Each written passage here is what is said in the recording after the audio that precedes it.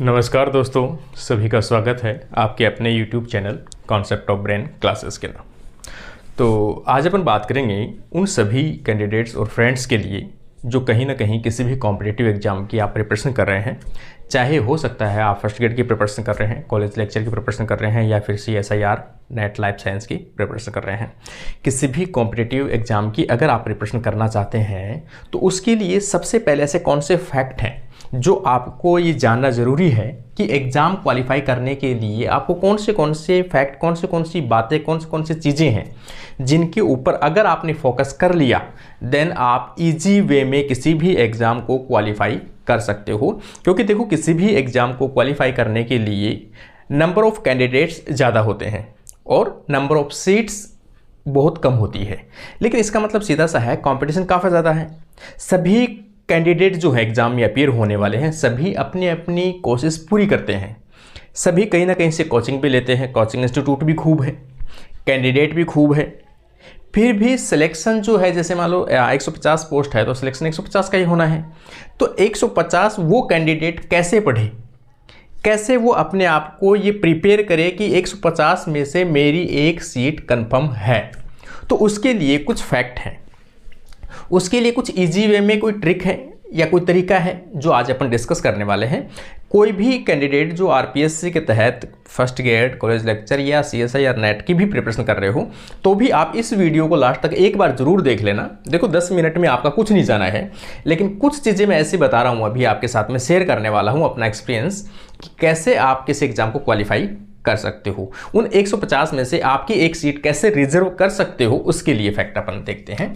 देखो, सबसे पहले सपोज अपन एक एग्जाम का कोई एग्जाम्पल ले लेते हैं, जैसे RPSC first grade. RPSC first grade, ये क्या है? आपका टारगेट है। ये क्या है? आपका target. Suppose seat number of जो वैकेंसी है, वैकेंसी वो कितनी है? 100 है। ठीक है। आपको कोई, आप एक कैंडिडेट हो,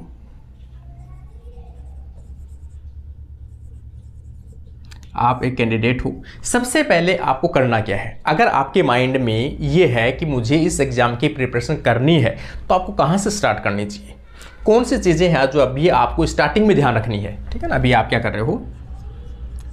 स्टार्ट कर रहे हो, इनिशियल स्टेज में हो आपको अभी कुछ भी आइडिया नहीं है। तो आपको सबसे पहले तो क्या करना है? देखो, सबसे पहले आपको करना क्या है कि इसका सिलेबस देखना है। ठीक है। कौन सी चीज़ें हैं? एक तो इसका सिलेबस।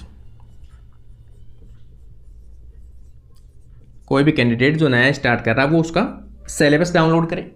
सिलेबस के बाद में आप RPSC फर्स्ट ग्रेड का क्या देखना है आपको? Paper pattern.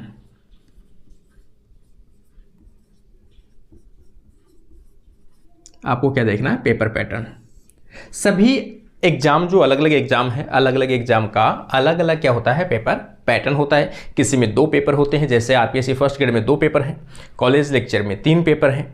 ठीक। तो अलग अलग, जैसे CSIR नेट है उसमें 1 पेपर है, UGC में 3 पेपर हैं।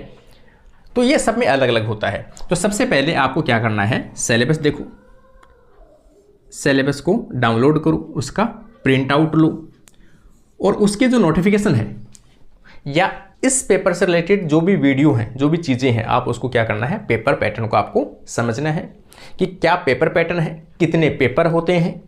ठीक है। सपोज इसमें कितने पेपर होते हैं? 2 पेपर होते हैं। एक पेपर है पेपर फर्स्ट,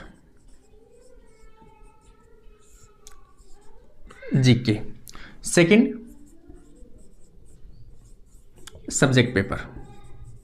आपको एकदम सिंपल वे में समझना है सिर्फ इसको, है ना। कोई रटने वाली कोई चीज़ नहीं है, सिर्फ आपको ऐसे लॉजिकली सोचना है कि ये कैसे कैसे अपने को चलना है पाथवे से। GK का पेपर है। GK का आपने क्या किया? सबसे पहले सिलेबस डाउनलोड किया है। सिलेबस के बाद में GK का क्या देखा आपने? पेपर पैटर्न देखा है। ठीक है। सिलेबस में कौन सी ऐसी लाइन्स है जो GK में ऐसी है कि इन दोनों का एनालिसिस कैसे कर सको आप? अब आपको क्या करना है? इनका एनालिसिस करना है। स्टडी के साथ साथ में, चाहे आप कोचिंग कर रहे हो चाहे आप सेल्फ स्टडी कर रहे हो, आपको क्या करना है, सबसे पहले आपको एनालिसिस करना है। ये सबसे इंपॉर्टेंट फैक्ट है। एनालिसिस कैसे करना है, देखो अब आपने लास्ट ईयर की जो प्रीवियस पेपर हैं,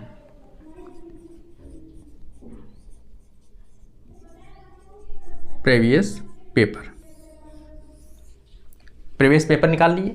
प्रीवियस पेपर के साथ आपने उस पेपर का सिलेबस का प्रिंट आउट ले लिया, दोनों की प्रिंट आउट ले लिया आपने। इसकी प्रिंट आउट आपके पास है या इसकी बुक है आपके पास में, ये प्रिंट आउट है आपके पास में सिलेबस। अब आपको करना क्या है, इसमें जो सिलेबस में टॉपिक है, टॉपिक्स यूनिट वाइज और टॉपिक वाइज आपको क्या करना है, वो टॉपिक देखना है कि इस टॉपिक में से सपोज आपने प्रीवियस जो पेपर ले रखे हैं वो आपने 5 पेपर है आपके पास में, कितने हैं, 5 पेपर हैं। 5 पेपर में से आपको क्या करना है कि इस टॉपिक में प्रत्येक यूनिट के टॉपिक लेने हैं अपने को।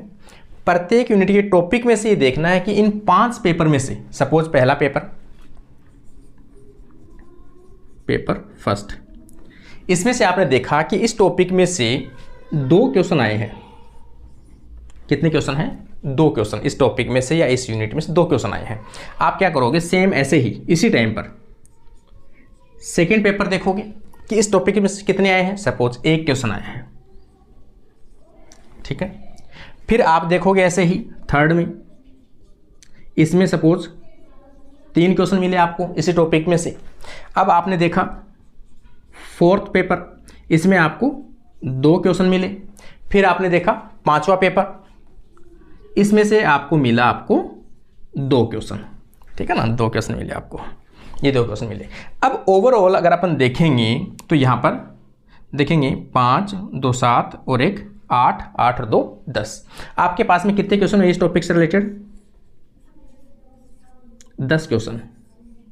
10 क्वेश्चन आपको निकाले आपने कैलकुलेट करके कि 10 क्वेश्चन इस टॉपिक में से ऐसे ऐसे आए हैं। अब ये 10 टॉपिक को क्या करना है, 10 जो क्वेश्चन है आपको एनालिसिस करना है कि मोस्टली ये क्वेश्चन पूछे कैसे गए हैं, कि क्या ज़्यादा एग्जाम्पल पूछे जा रहे हैं, क्या ज़्यादा साइंटिस्ट पूछे जा रहे हैं इस टॉपिक में से, क्या ज़्यादा कोई लॉजिक पूछा जा रहा है इस टॉपिक में से। ये आपको एनालिसिस करते हुए प्रत्येक पूरा सिलेबस का आपको जो भी टॉपिक पढ़ रहे हो, ऐसे नहीं कि ठाले काम करने बैठ जाओ, जो भी टॉपिक आप जब पढ़ रहे हो, किसी भी यूनिट का कोई भी टॉपिक आप जब पढ़ रहे हो तो साथ में आपको प्रीवियस पेपर रखने हैं। उसी में से उसी टाइम पर आप क्या देखोगे कि मैंने टॉपिक पढ़ लिया है, जैसे मान लो आपने टॉपिक पढ़ा पूरा, ठीक, कोई भी बी टॉपिक आपने पढ़ा, बी टॉपिक पढ़ते ही आप क्या करोगे, 5 पेपर को लोगे, 5 पेपर में से वो क्वेश्चन देखोगे जो इसमें इस टॉपिक के हैं, और आप उनको क्या देखोगे कि भी 10 क्वेश्चन आए तो कौन से ऐसे 10 क्वेश्चन से इसमें से, इसका मतलब कोई नई चीज़, नई एग्जाम्पल, नए ऐसे लगे आपको, तो इसका मतलब वापस को आपको क्या करना, उस टॉपिक को रिवाइज कर लेना है, या फिर वो एग्जाम्पल इसमें ऐड कर लेने हैं अपने शॉर्ट नोट्स के अंदर। तो इस प्रकार से आपको इसका जीके का लेके चलना है, ठीक है ना। कोई भी टॉपिक हो, हिस्ट्री हो, पॉलिटी हो, मैनेजमेंट हो, आपका जियोग्राफी हो, ठीक है ना, इंग्लिश, हिंदी, ये सभी चीज़ें आपको कैलकुलेट करनी है। सेम यही मैटर आपको क्या करना है, इसमें लेना है, ठीक है ना। जैसे मान लो कि यहाँ अगर अपन देखेंगे तो बायोलॉजी में अपन देखें 3 पोर्शन है, कितने पोर्शन है, 3 पोर्शन। पहले में जो है वो कौन सा है आपका 11th एंड 12th लेवल का सिलेबस है, मतलब सीनियर सेकेंडरी। इसमें अपन देखेंगे तो आपका बीएससी, बीए लेवल का सिलेबस है। ये अपन देखेंगे तो पीजी लेवल का सिलेबस है। सेम इसी मेथड को आपको यहाँ फॉलो करना है। आपको लास्ट ईयर के जो पेपर, सोल्ड पेपर हैं, आपको वो ले लेने हैं। वो लेने के बाद में आप क्या करोगे कि जो आपने ये टॉपिक पढ़े हैं, ये सिलेबस की लाइन आपने पढ़ी है, सेम यही मेथड लगाना है। सिलेबस ले लेना है आपको, प्रीवियस पेपर ले लेना है, और आपको क्या करना है, इससे ये क्वेश्चन जो है, ये जो सिलेबस की लाइन है, ये आप देखोगे यहाँ पर। सपोज आपने एल्गी में चलो एल्गी ले लो आप, सपोज आपने एल्गी पढ़ा, आपने क्या पढ़ा, एल्गी पढ़ा। अब आपको क्या करना है, एल्गी पढ़ते ही, एल्गी का कंप्लीट टॉपिक जैसे ही आपका हुआ है, तो एल्गी पढ़ते ही आपको कहाँ जाना है, आपकी प्रीवियस जो बुक है आपको उसमें जाना है। उसमें से एल्गी से रिलेटेड पहले पेपर में कितने क्वेश्चन हैं, पहले पेपर में सपोज 10 क्वेश्चन मिले, एलगी से दूसरे में आपको 5 क्वेश्चन मिले, तीसरे पेपर में 6 क्वेश्चन मिले, अगले में 7 मिले, अगले में 8 मिले। ऐसे करके आपको एलगी के जो 50 क्वेश्चन हैं सपोज वो सोल्व कर लेने हैं, 50 क्वेश्चन सोल्व कर लेने हैं। तो आपको जब 50 का एनालिसिस करोगे तब आपको आइडिया लगेगा कि भाई एलगी से ऐसे कौन से टॉपिक्स हैं जो बार बार पूछे जा रहे हैं, या ऐसा कौन सी चीज़ें हैं। जैसे इसमें से इंपॉर्टेंट रहेगा, एक तो इसका इकोनॉमिक इंपॉर्टेंस से पूछे जाते हैं। एलगी में जैसे पॉलीसाइफोनिया सबसे इंपॉर्टेंट रहता है, बैट्रेकोस्पर्मम रहता है। एक इनकी जो मोटाइल स्टेज है, नॉन मोटाइल स्टेज है, इनकी कॉलोनी कौन सी है, सिनोबियल कॉलोनी है। तो सिनोबियल जो कॉलोनी है उसमें मोटाइल है, नॉन मोटाइल है, कौन सी है इनमें से, ठीक है ना। फ्लैजिलेटेड कौन सी है, कौन सी नहीं है। तो रिप्रोडक्टिव स्ट्रक्चर विशेष बनती है तो कौन सी बनती है।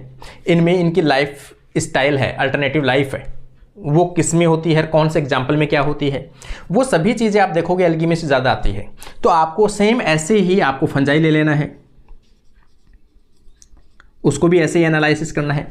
प्रत्येक यूनिट को और प्रत्येक टॉपिक को, मैं तो ये कहूँगा कि प्रत्येक यूनिट प्रत्येक टॉपिक को आपको ऐसे कैलकुलेट करते हुए चलना है आपको, और इस प्रकार से आप सिलेबस पूरा करो, ठीक है ना। कोचिंगों के ऊपर कंप्लीट डिपेंड कभी भी मत रहो। कोचिंगों में क्या करवाया जा रहा है, आपको लेंथी सिलेबस करवाया जा रहा है। लेंथी सिलेबस होने के कारण से आपके पास में इतने नोटबुक और इतने नोट्स हो जाएंगे कि आप उनको रिवाइज ही करते रहोगे एग्जाम तक।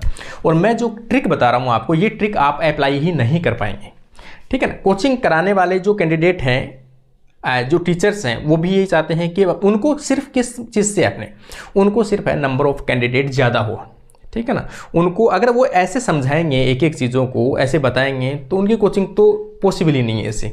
इसलिए वो ये चीज़ें कभी नहीं बताते हैं आपको कि सिलेक्शन के लिए आपको कौन से पाथवे से चलना पड़ेगा। अगर ऐसा पाथवे वो बताते या ऐसा कोई चीज़ें होती तो इसका मतलब सीधा सा है कि जो सिलेक्शन है वो पूरे कोचिंग से ही होनी चाहिए थी, लेकिन ऐसा नहीं होता है। ज़्यादा सिलेक्शन जो होते हैं वो सेल्फ स्टडी से होते हैं। सेल्फ स्टडी वाला कैंडिडेट है, ये पूरी कैलकुलेट करता है बैठे बैठे। ये कैलकुलेट करने के बाद में वो लास्ट जो कैलकुलेट करता है वो क्या करता है, कट ऑफ।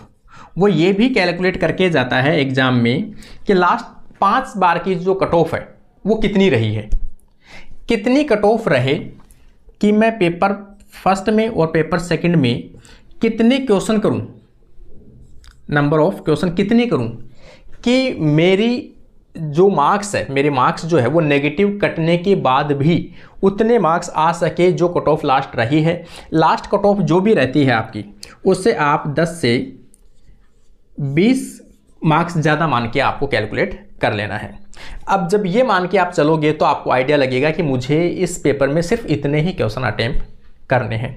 बी पार्ट में मेरे को इतने ही क्वेश्चन अटेम्प्ट करने हैं, क्योंकि लास्ट में कट ऑफ इतनी रही थी। अगर मैं ऐसे ऐसे कट ऑफ में चलूँगा तो हो सकता है कि मैं अंडर कट ऑफ में आ जाऊँ। और अगर आप ऐसे ही अंधाधुंध पढ़ लिया, आपने कोचिंग करा दिया, आपने रजिस्टर को पूरा रीड कर लिया, सब कुछ कर लिया, आपने ये कैलकुलेट नहीं किया है लास्ट में नंबर ऑफ अटेम्प्टिंग, अगर आपने कट ऑफ का ये आइडिया नहीं है, आपको क्वेश्चन का, आपको पैटर्न का पता नहीं है कि मुझे कितने क्वेश्चन करने चाहिए, अगर इतने क्वेश्चन करूँगा और इसमें से कितने नेगेटिव जाने की पॉसिबिलिटीज़ है, ठीक है ना। ये सबसे इंपॉर्टेंट है कि मैंने 50 क्वेश्चन किए, आपको करने कितने हैं 75 में से अगर सपोज मैंने 50 क्वेश्चन किए हैं तो 50 में से नेगेटिव मेरे कितने होंगे, तो मैक्सिमम आपके 10 नेगेटिव होंगे, तो भी मेरे 40 कट पिट के बच रहे हैं। मतलब 40 में से फिर वो नेगेटिव भी कटेंगे अभी। तो इसका मतलब ऐसी कैलकुलेट बिठाना है आपको कि आप कट ऑफ की कम से कम अंडर में तो आओ, ठीक है ना। ये आपको जरूरी है। ये कहाँ से पता चलेगा आपको कि लास्ट ईयर के जो रिजल्ट हैं उनसे आपको आइडिया, उनका निचोड़ जो है वो निकालना पड़ेगा। तो ये खुद सेल्फ एनालिसिस है। जितना ज़्यादा आप माइंड इन चीज़ों में लगाओगे स्टडी के साथ साथ, उतना ही आपका रिजल्ट जो है वो बेटर होता है। और केवल आप पढ़ने पे ध्यान देते हो, इन चीज़ों को कैलकुलेट नहीं करते हो, तो फिर आपका सिलेक्शन नहीं होगा। सिलेक्शन के लिए आपके माइंड का एक्टिव होना और पॉजिटिव सोच के साथ में आपकी तैयारी होनी जरूरी है। अगर आपने पॉजिटिव सोच रखा है, आप इजी वे में प्रिपरेशन कर रहे हैं, आप इन चीज़ों को कैलकुलेट करके कर रहे हो, पेपर का टॉपिक का आपको आइडिया है, कट ऑफ का आपको आइडिया है, आपने आपकी कैलकुलेशन कर रखी है कि मुझे कितना करना है, कितने नेगेटिव आ सकते हैं तो मेरे कितने मार्क्स बन सकते हैं, अगर इतने बनेंगे तो मैं कट ऑफ में कहाँ रह सकता हूँ। ये सभी चीज़ें आपको कट ऑफ में या फिर पेपर प्रिपरेशन में, आप एग्जाम प्रिपरेशन में आपको माइंड में आप ये कह सकते हो सेट रखना बहुत ज़रूरी है, ताकि सिलेक्शन के आप नियरेस्ट रहो या सिलेक्शन आपका 100% हो जाएगा। ठीक है। तो सिलेक्शन होने के लिए ये ईजी वे की कुछ ट्रिक्स है जो मैंने आपके साथ में शेयर की है, ठीक है। तो उम्मीद करता हूँ आपको पसंद आया होगा। और आरपीएससी की फर्स्ट ईयर की बायोलॉजी की बुक तो मैंने निकाल रखी है पीजी लेवल की, अभी भी किसी कैंडिडेट ने नहीं ली है तो आप फ्लिपकार्ट से भी ले सकते हो, बाई पोस्ट भी ले सकते हो। तो आज का वीडियो आपको कैसा लगा कमेंट बॉक्स में आज कमेंट जरूर करके जाएं, ताकि मुझे भी आइडिया लगे कि आप लोग ऐसे इस पाथवे से कौन कौन कैंडिडेट है वो फॉलो कर रहे हैं। आज के लिए अपना वीडियो ही कंप्लीट होता है। Thank you friends.